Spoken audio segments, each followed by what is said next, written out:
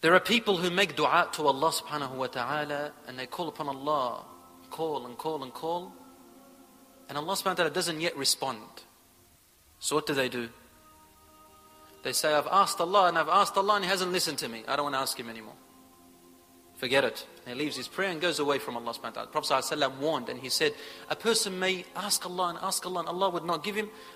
When he's just about to give him, he says, I'm sick and tired of this.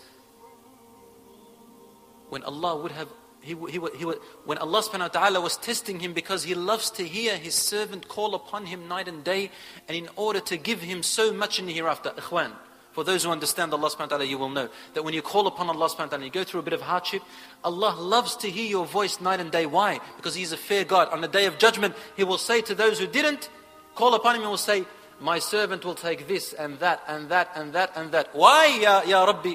He will say, because my servant kept calling upon me, and this is why he has earned what I have given him. Allah wants to give you more, and He will give you in the end, don't worry, in this life. Ayyub alayhi salam. Ayyub alayhi salam, he had 14 children, and he had great health and wealth. Everybody loved him. One day, after 80 years, Allah subhanahu wa ta'ala took away all of his 14 children, one by one. Then He took away his wealth.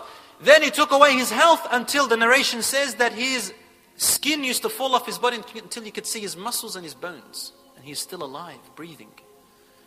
Not only that, the people began to say, if this man was a good person, Allah wouldn't have done this to him. And so he lost his close friends. One day his wife came in and said, Ya Ayyub, alayhi salatu wassalam, isn't it enough now? Can't you ask Allah to get rid of this? It's enough. We've gone through too much. Ayyub alayhi salam then said, my wife, how long did Allah subhanahu wa ta'ala give me blessings for? She said, 80 years or so. He said, I am too shy to ask Allah to cure me yet until 80 years of this time has gone as well. Because He's given me so much. It was after 7 years, however, when he saw his wife resorted to taking from her hair and selling it, that he said, Rabbi, massani al-durru wa anta arhamur rahimin. Even look at the way that the Prophet, he asked Allah to cure him. He didn't say, oh Allah, cure me. Oh Allah, you have harmed me. Oh Allah, you brought this sickness, take it away from me. No. He said, oh my Lord, harm has afflicted me. He didn't even attribute it to Allah subhanahu wa ta'ala. Because when harm comes to a Muslim, when Allah subhanahu wa ta'ala afflicts you with some kind of hardship, it's actually good for you. I'm going to say the hadith in a minute. وَأَنْتَ أَرْحَمُ الرَّاحِمِينَ. And you are the most merciful. Allah says, فَكَشَفْنَا مَا بِهِ مِنْ ضُرٍّ. We took away all the harm away from him. وَآتَيْنَاهُ أَهْلَهُ وَمِثْلَهُمْ مَعَهُم. We gave him his family back and his children back and double their amount. We gave him wealth. Grasshoppers, like the shape of grasshoppers of gold, began to rain onto Ayyub alayhi salam. He used to pick him up.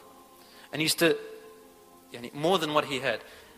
It's in the hadith it says that he would go around and picking as much as he can so quickly. And then Allah sent Jibreel alayhi salam and said to him, Ya Ayyub, are you not already being given enough blessings? Why are you trying to hog everything up? In other words, take all the, don't worry, we're giving you blessings. Why are you so quick in wanting to gather it all?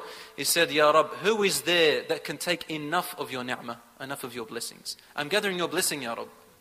So a Muslim, Allah loves to see His servant taking from his blessing. He loves it. And thanking Allah for His blessing. If, when in the hardship, they also thank Allah and they are patient.